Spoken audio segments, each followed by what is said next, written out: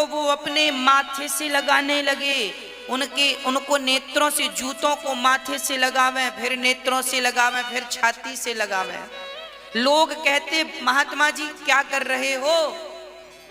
तब उस महात्मा जी ने बड़ा प्यारा जवाब दिया, सुनो, किसी का उद्धार तो ज्ञान कांड से हो जाएगा, कोई तो भवसागर कर्म कांड से कर लेगा, कोई तो भवसागर उपासना कांड से कर लेगा, पर मैं तो इन भक्तों के चरण जूतों से इसमें जो धूल लगी है जूते चप्पलों में, यदि इन जूते चप्पलों को किसी भगत ने पहना होगा, एक बार भी किसी के मुंह से राम और कृष्ण का नाम निकला होगा और वो व्यक्ति इस जूते चप्पल को पहना होगा, तो इस जूते चप्पल में जो धूल लगी है, इस धूल मात्र से मेरा उद्धार हो जाएगा, मैं भवसागर पार कर जाऊंगा।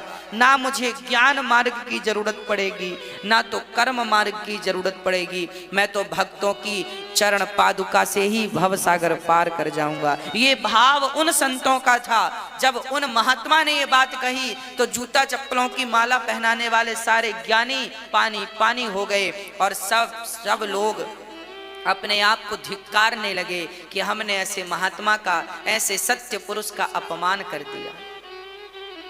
इसलिए कहता हूं मेरी मां, किसी के प्रति भी ईर्ष्या बुद्धि नहीं होनी चाहिए, द्वेष बुद्धि नहीं होनी चाहिए, सब में भगवान का वास है।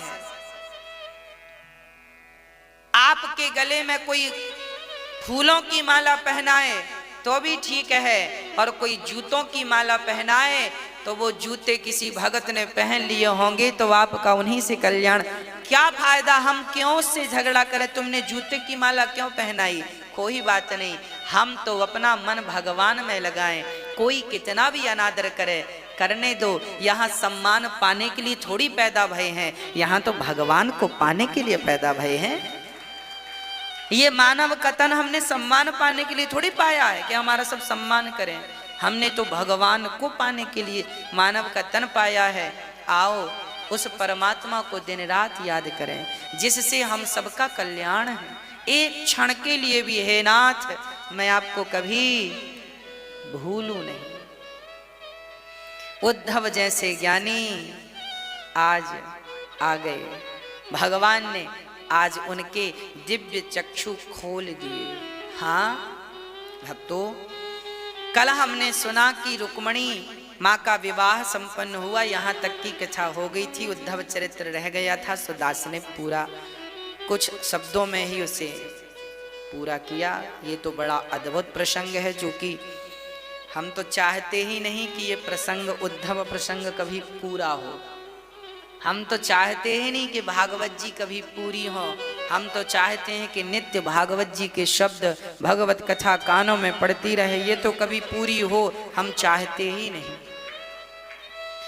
द्वारिका में भगवान के बड़े बड़े भक्त हुए हैं। सत्राजित जी सूर्य भगवान के भगत बने हैं। उन्हें एक सुंदर सी मणि मिली है। वो मणि सूर्य भगवान ने दी है कि तुम इससे सबका भला करना। देखो जीवन में जब धन आवे तो धन पाकर के उसका सदुपयोग करने लग जाइएगा। धन केवल धर्म के लिए होता है, धन अधर्म के लिए तो नहीं होता ना। धन मिले तो केवल भगवत भक्ति सेवा करिएगा। और याद रखना मेरी माँ, सेवा ही सबसे बड़ी भक्ति है। मेरी बातें आज आपकी समझ में आवे ना आवे, पर मुझे विश्वास है कि एक दिन मेरी बात आपके हृदय तक जरूर पहुंचेगी और आप ये जरूर स्वीकार करेंगे कि सेवा ही सबसे बड़ी भक्ति है।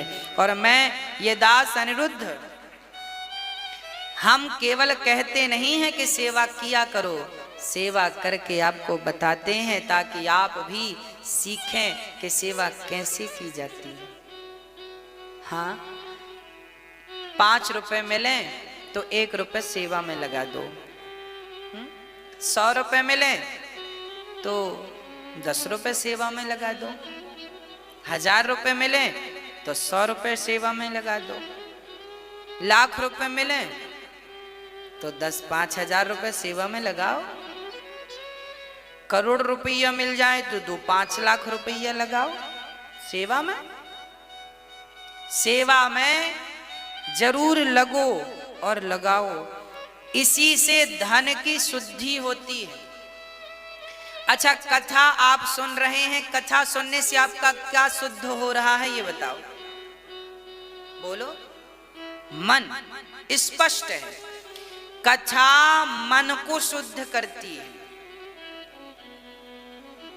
अब शरीर को शुद्ध करना हो तो क्या करेंगे? सेवा।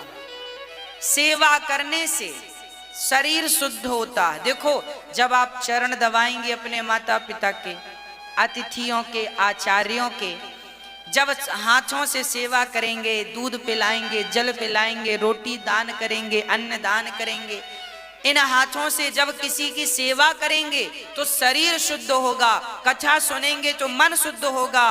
अब आपके पास जो धन है उसे शुद्ध करना हो तो क्या करना पड़ेगा? उसके लिए दान। दान करने से धन शुद्ध होता है, इसलिए दान हमें रोज करना चाहिए। रोज ना सही तो हफ्ते में एक दिन, हफ्ते में एक दिन ना सही तो महीने में एक दिन, महीने में एक दिन ना सही तो साल में एक दिन, साल में एक दिन ना सही तो जिंदगी में एक बार दान तो करो। अच्छा, दान भी अनेक प्रकार का होता है। क्या क्या दान करना चाहिए मैं आपको बताता हूं। दान क्या क्या करना चाहिए। आम का पेड़ लगाएंगे तो फसल काहे की होगी? नीम का पेड़ लगाएंगे तो फसल, बबूल का पेड़ लगाएंगे तो फसल, स्वाभाविक है। दान एक प्रकार का नहीं होता, दान बहुत प्रकार के होते हैं। आज मैं दान कितने प्रकार के हैं वो मैं आपको बताऊंगा। राजा बलि ने क्या दान किया था? राजा बलि ने पैसे दान नहीं किए थे, राजा बलि ने भूमि दान किया था। वामन भगवान आए तो भूमि दान किया। तो आप इसका आशय क्या समझते हैं? इसका आशय यही समझते हैं, आज जिनके पास जमीन जायदाद ज्यादा है, आप कहते हैं हमारे पास नहीं है, इनके पास बड़ी जमीन जायदाद है, तो उन्होंने किसी जन्म में भूमि का दान किया होगा, तो उसके फल से इस जन्म में उनके पास पृथ्वी माँ ने उन्हें अपना पुत्र बनाकर गोद में बिठाया है। इसलिए भूमि दान जरूर करना चाहिए। हाँ, भले तुम 1 गज करो, 2 गज करो, 5 गज करो, अपनी सामर्थ्यता है। भूमि दान राजा बलि ने किया। दानवीर कर्ण काहे का दान करते थे? हाँ, स्वर्ण का दान।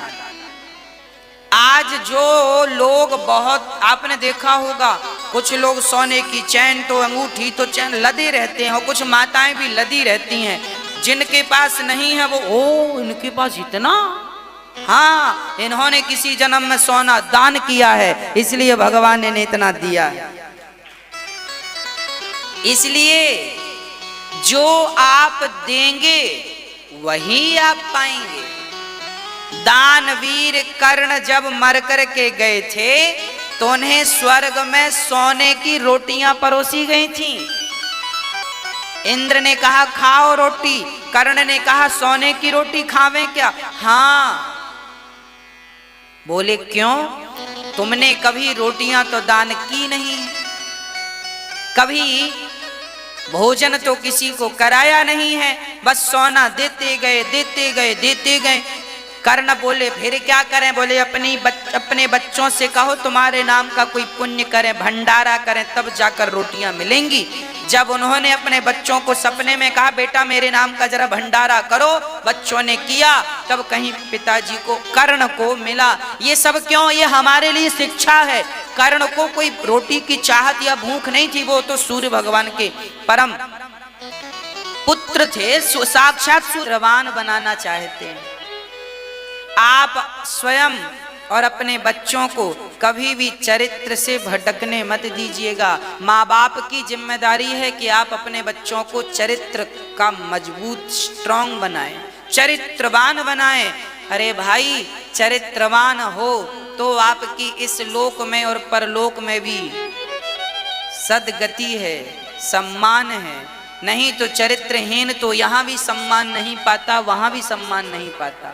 दुर्गति होती है उस व्यक्ति की, उसे घोर नरक में जाना पड़ता है जो व्यक्ति चरित्र का ठीक नहीं होता, चरित्र से गिरता है। आज के बच्चों को ना आप बहुत सारी शिक्षाएं देने के चक्कर में, बहुत अच्छा बनाने के चक्कर में कई बार बहुत सारे बच्चे चरित्र से बिगड़ जाते हैं। आज माँ बाप पढ़ने के लिए बच्चों को बड़े बड़े स्कूल कॉलेज भेजते हैं और वहाँ बच्चे अपना चरित्र बिगाड़ करके आ जाते हैं। कौन जिम्मेदार है? मैं ये नहीं कहता कि माँ बाप जिम्मेदार हैं, पर ये जरूर कहूँगा कि बच्चों को जब अपने से दूर भेजा करो तो उनका चरित्र मजबूत करके भेजा करो। उन्हें बताओ कि बेटा, कपड़े में दाग लग गया तो छूट सकता है, पर चरित्र का दाग नहीं छूटेगा। इसलिए सिखाओ, समझाओ। शर्म में लोग ये बातें बच्चों से कहते नहीं हैं। कौन कहे अपने बच्चों से कि तुम चरित्रवान बनो? कौन कहेगा? फिर ये बताओ। आज छोटे छोटे बच्चे चरित्र से गिर रहे हैं। 10वीं 11वीं पढ़ने वाले बच्चे चरित्र से गिर रहे हैं। आपकी बेटी को गोल गोल रोटी बनाते नहीं आता, पर वो प्यार करना जानती है। आपके बेटे को मोबाइल का रिचार्ज कराने के लिए 300 रुपये उसके पास नहीं है, कमाता नहीं है, पर आज के नौजवान बच्चे प्यार करते हैं।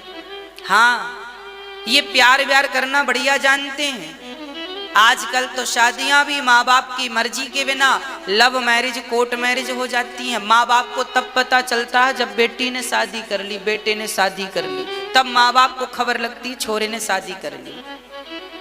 ये संस्कार क्या हमारे सनातन संस्कृति के अनुकूल हैं? नहीं। माँ बाप तुम बने हो किस लिए?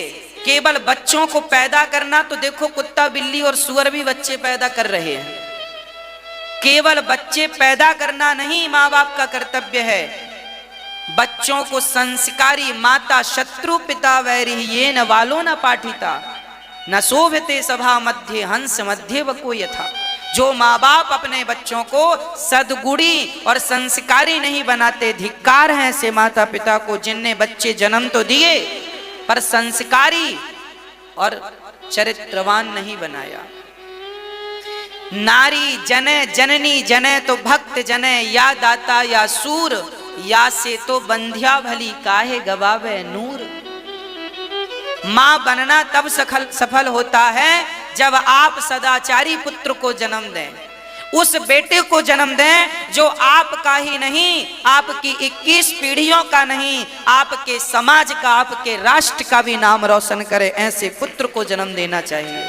धन्य है वो महाराणा प्रताप की माँ, और धन्य है वो ध्रुव और प्रहलाद की माँ। धन्य है तुकाराम नरसिंह मेहता की माँ जिन्होंने नरसिंह मेहता जैसे बेटों को जन्म दिया।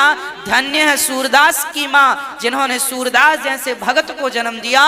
धन्य है तुलसीदास की माँ जिन्होंने तुलसीदास जैसे महापुरुषों को जन्म दिया। अरे धन्य है वो माँ जिन्होंने ब्रह्म को, राम और कृष्ण को जन्म दिया। हाँ, ध्रुव और प्रहलाद को जन्म दिया।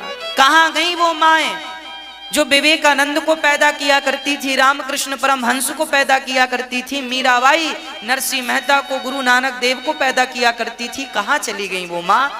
कहाँ समा गई वो माँ जो रैदास को पैदा किया करती थी? क्यों नहीं हो रहे हैं रैदास? क्यों नहीं हो रहे हैं रसखान? क्यों नहीं कोई बन रहा है नरसी? क्यों नहीं कोई मीरा की तरह भगवत प्रेम कर रही है या कर रहा है? कारण है संस्कार से च्युत हो गए हम, मार्ग भटक गए हम, अपना संस्कृतियों को भूल गए हम, अपने शास्त्रों के नियम कानून को तार तार कर दिया। शास्त्र कहते हैं सच बोलो, कौन बोलता है? शास्त्र कहते हैं दया धर्म का मूल है, किसके भीतर दया भरी है? शास्त्र जो कहते हैं हम बस वही ना करके वो सब कुछ करते हैं जिसकी शास्त्र परमिशन नहीं देता। इसलिए कोई ध्रुव प्रहलाद अब नहीं होते, कोई मीरा और रसखान और नरसी अब नहीं होते, होते हैं तो वो गुप्त हैं, किसी को पता ही नहीं। प्रिय भक्तों, प्रार्थना है मेरी बच्चों को संस्कारवान चरित्रवान आप बनाइए, माँ बाप की जिम्मेदारी है, तब आप पूर्ण रूप से माँ बाप कहलाने के अधिकारी हैं, नहीं तो आप अधिकारी नहीं हैं। इसलिए बच्चे कहाँ जा रहे हैं, क्या कर रहे हैं, आपका बेटा क्या कर रहा है, जरा आप अपने बच्चों का एक बार मोबाइल लेकर तो देखिए। आजकल के बच्चे आपके मोबाइल, अपने मोबाइल में पासवर्ड डाल के रखते हैं, माँ देख ना ले, क्योंकि पता है व्हाट्सएप में बात कर रहा होगा किसी छोरी से। पासवर्ड डाल के रखता और माँ पकड़ लेना, लड़ जाता, मेरा मोबाइल ना छुआ करो। हाँ, आप मोबाइल लेती हो अपने बेटे का और आप मोबाइल लेती हो अपने बेटी का, और वो आपको आंख दिखाए, समझ लेना दाल में काला नहीं, पूरी दाल काली पड़ गई है। बहुत देर से देखा है तुमने, 2 थप्पड़ लगा उसके गाल में। क्यों नहीं देखेंगे तुम्हारा मोबाइल? गंदगी भर रखी होगी मोबाइल में। व्हाट्सएप फेसबुक में केवल बातें होंगी उल्टी सीधी। माँ बाप बिल्कुल लापरवाह हो गए हैं, बच्चों पे कोई ध्यान नहीं। कौन समझाएगा? पड़ोसी आएगा संस्कार देने तुम्हारे बेटे को, तुम्हारी बेटी को, आप ही देंगे। इसलिए अपनी बेटियों को, बेटों को समय रहते संस्कार दीजिएगा, समय रहते ये बता दीजिएगा कि चरित्र की कीमत क्या होती है। हाँ, राम के सामने सूपड़खा खड़ी थी, क्या राम ने उसे देखा? अरे भारत चरित्रवान राम चरित्र सुनवे को रसिया, राम लखन सीता मन बसिया। हम तो चरित्र की पूजा करने वाले हैं भक्तों, हम तो व्यक्ति की नहीं, व्यक्ति के चरित्र की पूजा करते हैं। ये राम, ये कृष्ण क्यों भगवान हैं? चरित्र इनका शुद्ध है, इसी से हमें प्रेरणा लेनी है, शिक्षा लेनी है। आप अपने बच्चों का ख्याल रखें, बस मेरी प्रार्थना है। नहीं तो आजकल के नौजवान बच्चे भाग जाते हैं, शादी कर लेते हैं। इतने निर्दयी हो गए हैं कि माँ बाप को भी अपनी शादी में इनवाइट नहीं करते। एक छोरा मेरे पास आया, बोला महाराज जी मैं इस लड़की से प्यार करता हूँ। मैंने कहा ठीक है, हमें क्यों बता रहा? बोले शादी करना चाहता हूँ। मैंने कहा ठीक है। बोला महाराज जी मेरी माँ मेरे पिता तैयार नहीं है, क्या करूँ? मैंने कहा तो शादी मत कर। बोले नहीं, मैं तो इसी लड़के से शादी करूंगा। फिर मैंने कहा जब डिसाइड कर लिया तो पूछता क्यों है? बोले महाराज जी आप मेरी माँ को समझाओ। मैंने कहा मैं ये बातें नहीं करता, माँ बाप ने जो कह दिया वो मान ले। अरे जिसने तुझे जन्म दिया है, अरे भाई पुत्र तो वही है जो माँ बाप की आज्ञा का पालन करे, नहीं तो वो पुत्र नहीं मूत्र की तरह है। वो क्या है? माँ बाप की आज्ञा का उल्लंघन करने वाला पुत्र नहीं हो सकता।